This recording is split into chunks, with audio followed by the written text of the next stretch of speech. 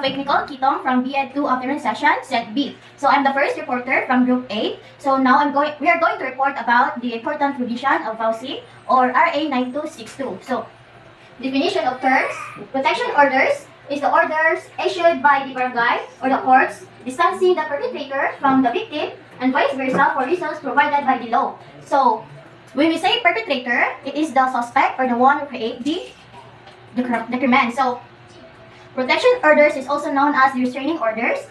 These orders are issued by our local administrative, which is our barangay or our court. So protection orders are created to prevent the harassment or the harming to another. So these orders are typically used in a situation involving domestic violence, stalking, harassment, or the threat. So the protection orders, there are different type of protection orders. So first is the domestic violence restraining orders. So it's involved the hitting, slapping, punching, or throwing objects to the victim. So next is the civil harassment restraining orders. So example is the threats, stalking, verbal abuse, and the cyber harassment. And the next is the workplace violence or the workplace violence restraining orders. It involves the threats and the stalking also. So the last one is the elder abuse restraining orders. So when we say elder abuse, it's halimbawa dito is yung kung yung anak mo is meron ng pamilya at sa'yo pa rin nakatira, is pwede ka rin pwede sila kasuhan or magpaano ka ng protection orders. So violation of protection order can result in criminal charges, fines, and jail time, ensuring that the orders are taken seriously and forced to protect the victim safely. So these orders are aimed to ensure the safety of the victim by legally requiring the perpetrator to maintain a certain distance from the victim. So next is the public crime. So public crime is a nature of a crime wherein it is considered to be an affront to the society. So public crime is allowing anyone who has personal knowledge to file a case for a VAUSI. So when we say a public crime, it's a crime offense that is considered harmful not just to the individual person but to the whole society. So these crimes are viewed as violations against the community and the social order. So warranting public prosecutions and intervention. Because they affect the broader public interest, anyone with knowledge of the crime can report it, So at the state can pursue prosecution regardless of the victim's wishes. So when we say public crime, it is allowing anyone to file a case as long as they have knowledge about the crime. So why is it important to address a public crime? So addressing a public crime is crucial for maintaining public safety, order, and trust in the legal system. Effective law enforcement, fair judicial processes, and appropriate penalties are essential to determine criminal behavior and protect the public or the individual. So introduction. The Republic Act 9262 or the Violence Against Women and Their Children Act of 2004 is a result of a strong advocates on women's and human rights in the country. So when we say Republic Act 9262 or the VAUSI, which stands for Violence Against Women and Their Children, is ito yung karahasan laban sa kababaihan ay pinaparusahan ng Republic Act 9262. So when we say also VAUSI, it is the rights of the women, their rights na ang karapatan nila makapag-aral, makapagtrabaho at iba pa. So, pinaparusahan ang batas na ito at ang iba't ibang uri ng pang-abuso tulad ng physical, psychological, sexual, and the economic abuse. So, when we say physical, tulad ng pagbubugbog, sampal at iba pang pananakit. And when we say psychological, also known as the mental abuse, tulad ng gaslighting, blaming, and the threats. And sexual and economic abuse, dito na kabilang yung rape at yung stalking. So, isinasampa ang kasong VAUSI sa Regional Trial Court ng lugar kung saan naganap ang pang-aabuso. Ang parusang matanggap ng kinasuhan or ng perpetrator ay pwedeng pagkakakulong at multa. So, samantala, upang masiguro ang kaligtasan ng biktima, maaari siya mag-apply ng protection order sa kanilang barangay. Ang pag-apply ng protection order ay pwede gawin ng mismong biktima or ng magulang ng kanyang mga kamag-anak. Kung ang biktima ay isang empleyado, siya rin ay entitled ng 10 days paid leave or absence mula sa kanyang employer. So, this law was deemed to be a significant victory for all Filipino women as it based on the right of the women not to suffer abuse, discrimination, violence, and their respective relationships. So, can men file a case, VAUSI? Yeah, so men can file a case, VAUSI, because VAUSI is also considered a public act. So when we say public act, it is allowing anyone to file a case. So anyone who has personal knowledge of the acts committed by the abuser against the victim can file a case on the victim's behalf. So overall, VOCI is a critical issue that affects individuals and society at large. So legal frameworks like the Anti-Violence Against Women and Their Children Act of 2004 is to play a vital role in protecting victims, holding perpetrators accountable, and promoting a culture of respect and equality.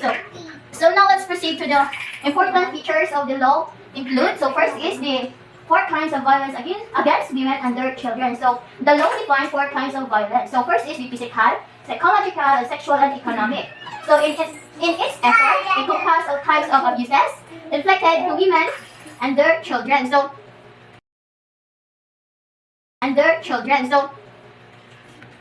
when we say physical violence, it is included any act that causes physical harm or injury to the victim. So when we say psychological violence, it is the type of causing emotional or mental harm through acts such as intimidation, harassment, stalking, verbal abuse, and threats. So it also includes the action that cause fear, isolation, or distress to the victim.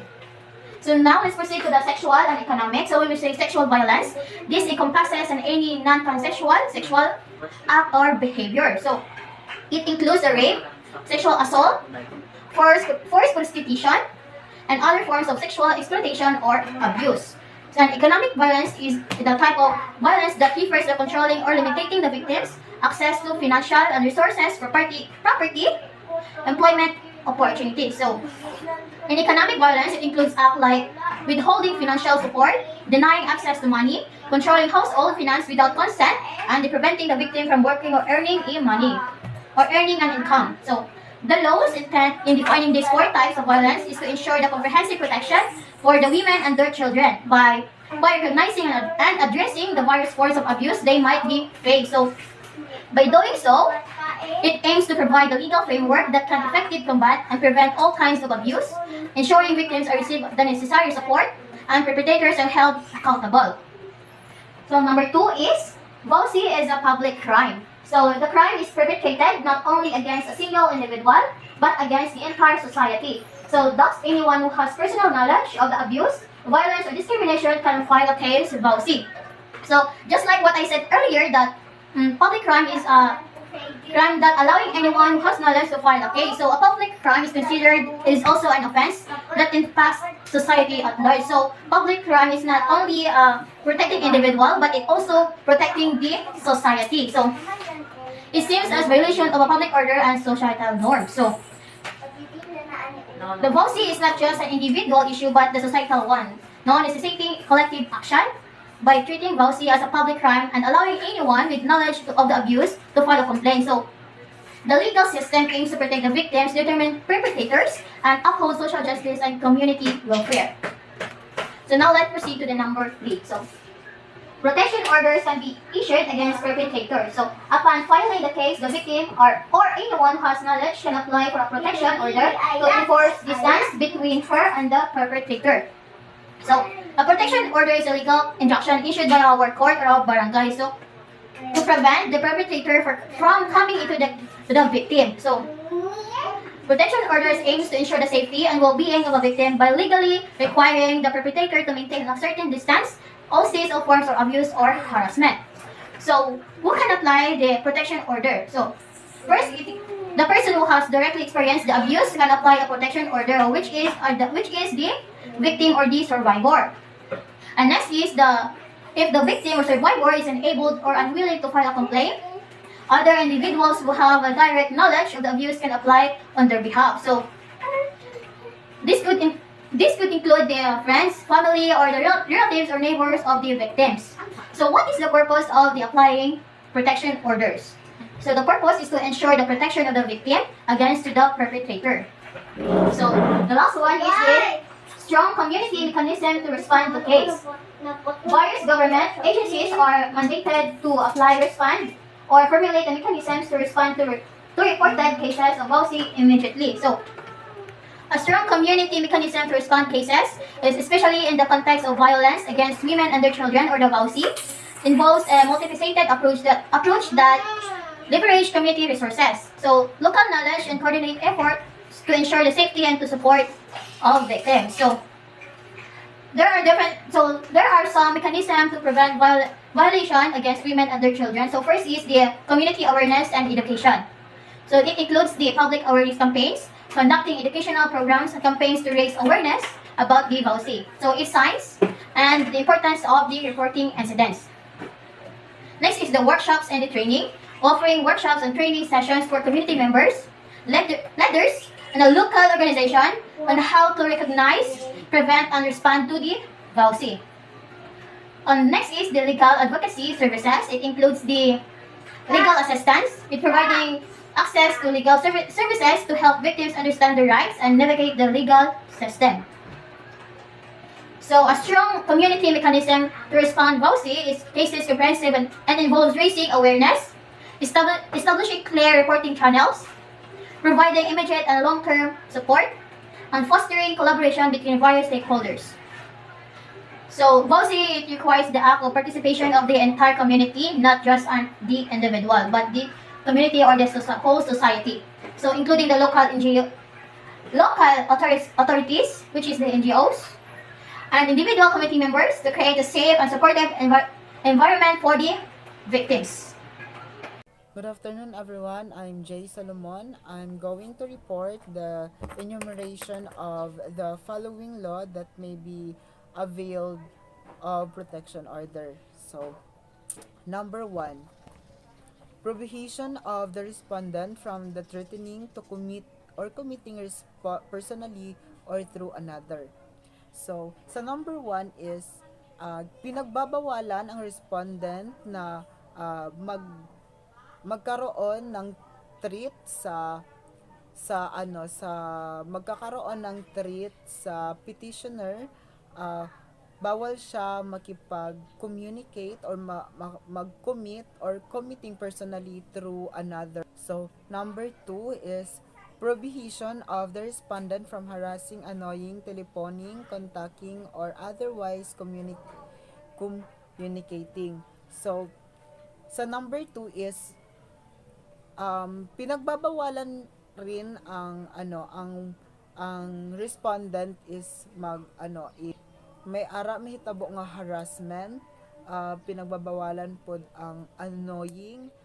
Also, ang pinaka-important is bawal ang respondent magkaroon ng communication sa petitioner.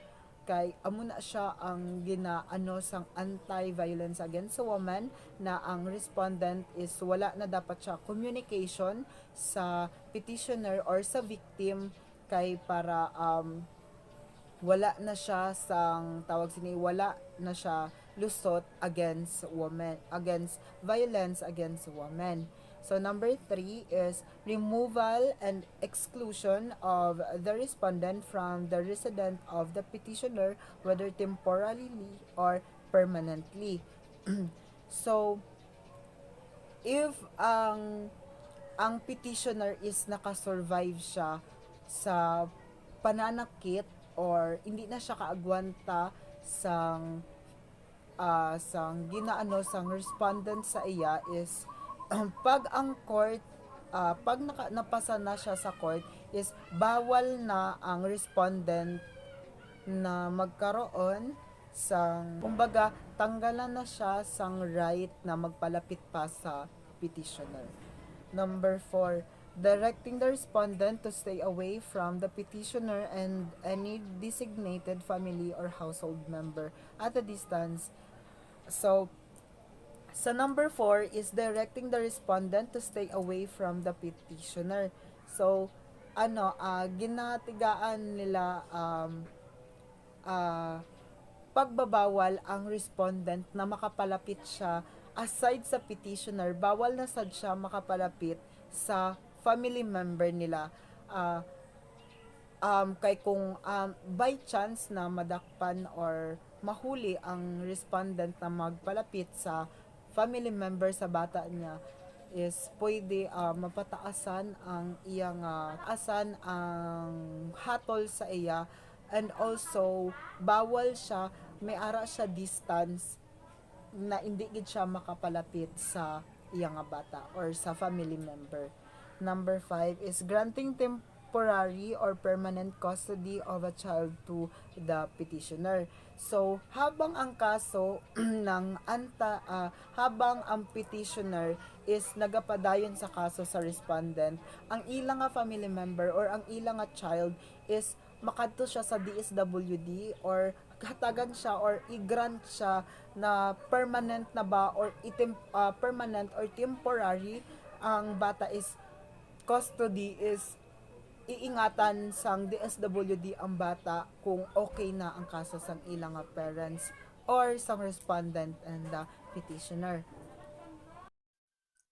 Good afternoon, sir. I am Ersi Colsulanting, B.Ed 2 Afternoon Session Set B, the third reporter of Group 8.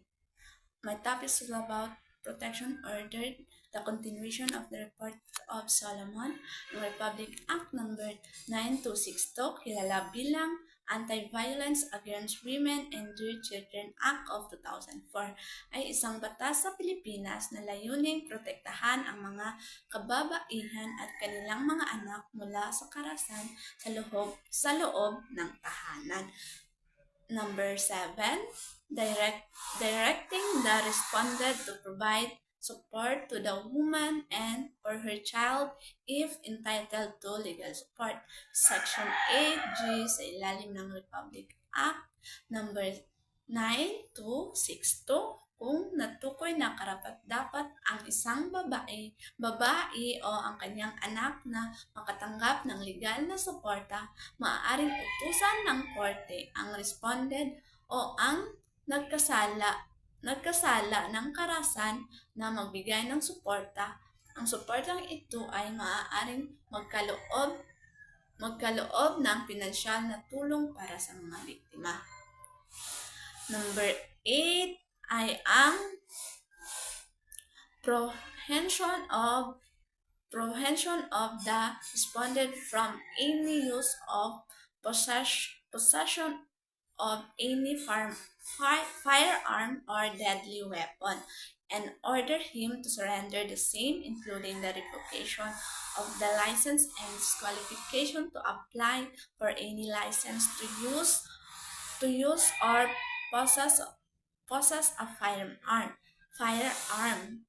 Section 8H sa ilalim ng Republic Act number 9262, maaaring ipagbawal sa respondent ang nagkasala ng karahasan ang paggamit o pagmamay-ari ng anumang baril o mapaminsalang armas. Maaaring utusan ng korte ang respondent na isuko ang mga baril o armas ng kanyang pagmamay-ari kasama na ang mga pagkansila ng kanyang lisensya at disqualification sa pag-apply ng anumang lisensya para sa paggamit o pagmamay-ari ng baril. Ito ay isang hakbang na layo na protektahan ang mga biktima mula sa anumang potensyal na karagdagang pinsala o panganib mula sa respondent. Number 9, restitution for actual damages caused by violence inflicted including the property damage, medical expenses, and loss of income. Section 8 ay sa ilalim ng Republic Act number 9262, maaaring utusan ng korte ang respondent na bayaran ang restitution o pagtubos para sa mga tunay na pinsalang idinulot ng karahasan, kabilang na ang mga sumusunod. Una ay pinsala sa ari-arian, kasama na dito ang pag-aayos o pagbabayad para sa mga nasirang gamit o ari-arian dahil sa karahasan. Number 2, gastos sa medikal. Kabilang na dito ang mga gastusin para sa pagpapagamot, operasyon, at iba pang pangangailangan medikal na bunga ng karahasan. Number 3, pagkawala ng kita. Kasama na rito ang anumang pagkawala ng kita o kakayahan na kumita dahil sa epekto ng karahasan, tulad ng pagkawala ng trabaho o kakulangan sa pagpasok sa trabaho. Number 10, directing the Department of Social Welfare and Development o DSWD or any appropriate agency to provide temporary shelter and other social that the petitioner may be need. Section 8J sa ilalim ng Republic Act number 9262, ang korte ay maaaring mag-utos sa kagawaran ng Social Welfare and Development, DSWD o anumang naaangkop na ahensya na magbigay ng pansamantalang tirahan sa iba pang mga serbisyong panlipunan na kailangan ng petitioner na nagsusulong ng kaso at ng kanyang pamilya. Layunin nito ang matulungan ang mga biktima ng karahasan na makaligtas at makabangon mula sa kanilang panganib na sitwasyon at magkaroon ng proteksyon at suporta habang sila ay nasa proseso ng legal na paglutas ng kanilang mga kaso. The last article naman, number 11, prevention of other forms of relief as may be necessary to protect and provide for the safety of the petitioner. Section 8K sa ilalim ng Republic Act number 9262, ang korte ay may kapangyarihan ang magbigay ng iba't ibang anyo ng relief na kinakailangan upang protektahan at tiyakin ang kaligtasan ng petitioner. Kasama na rito ang mga sumusunod na posibleng relief. Number 1, protection orders. Tulad ng Barangay Protection Orders, BPOs, Temporary Protection Orders, TPOs, at Permanent Protection Orders, PPOs, na naglalayong magbigay ng agarang proteksyon laban sa respondent. Number 2, tirahan. Ang korte ay maaaring mag-utos sa kagawaran ng Social Welfare and Development o DSWD o iba pang ahensya na magbigay ng pansamantalang tirahan para sa petitioner at kanyang pamilya. Panghuli, serbisyo sa kalusugan. Maaring kinakailangan ang medikal na suporta o serbisyong pangkalusugan para sa mga pinsala na naidulot ng karahasan. Good day everyone. I am Honey Grace Fau, the last reporter of Group 8. Today, I am going to report the rights of the victim survivor of VAUSI cases. Republic Act 9262 specified the following as the right of the victim survivor, Section 35. Rights of victim, in addition to their rights under existing laws, victims of violence against women and their children shall have the following rights. So first, you have the rights to be treated with respect and dignity. So as a victim of VAUSI, as a victim survivor of VAUSI, you have the right to treat and respect. This right says that you are important and that you should be treated like a human being. This says that you have your own feelings and thoughts, and that other people should see you as who you are as an individual. So it is not because you are a victim of VAUSI that they think differently about you. You should still have respected as a person. So, ang mga biktima ng VAUSI is kinakailangan na itrato ng tama at irespeto ang kanilang dignidad. So, hindi natin sila i-judge or or i-judge. Instead, irespeto natin sila.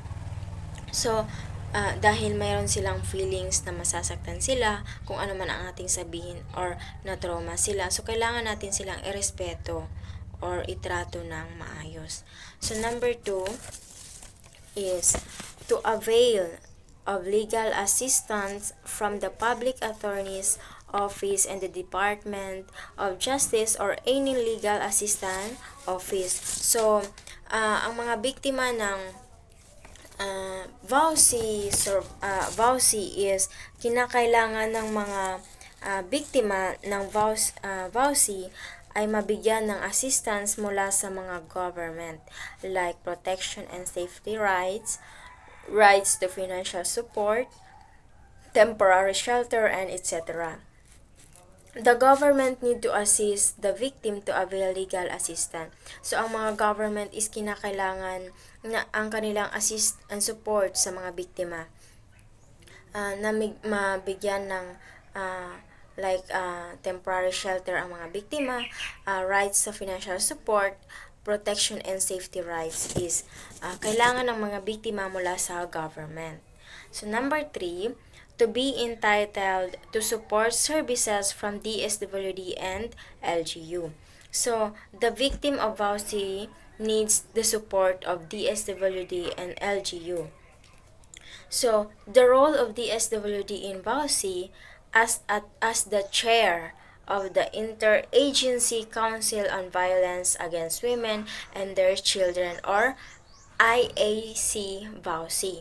So, ang role ng DSWD is to support the initiatives of the DILG or Department of Interior and Local Government. So, kinakailangan ng mga biktima ang support ng DSWD and LGU and then DILG in protecting the victim survivor of violence committed against women and their children. So, kinakailangan ng mga biktima ang support mula sa DSWD and LGU, mga assistance na kinakailangan ng biktima. So, number 4, to be entitled to all legal remedies and support as provided under the Family Code. So, one of the example or a law is ang VAWA or Violence Against Women Act. This act is primarily purpose to provide federal assistance to support state and local efforts to combat violence against women. So, VAWA provide a comprehensive framework for addressing and preventing violence against women, and its provision are designed to ensure that victims have access to all available legal remedies and support as provided for in the Family Code. So, ang mga biktima ng VAUSI is kinakailangan na suporta and assistance. So, one of the example na tumutulong sa mga VAUSI survivor is ang VAWA. Next is number 5. To be informed of the rights to apply for protection order. So, ang mga biktima ng VAUSI have the rights to apply for a protection order without abuser's knowledge of consent, and courts are required to provide victims with notice of their rights to apply for a protection order. This ensures that victims have access to all legal protection they need to safely escape domestic violence, dating violence, and sexual assault or stalking. So, ang mga biktima ng VAUSI is kinakailangan nila ng protection order or para ma-safe sila. So, some sa mga biktima ng VAUSI is na trauma. So, kinakailangan nila ng protection order para sila ay safety. Hindi sila matatakot na mangyari ulit it's because naanay protection or nag-apply sila ng protection order sa government. And then, ang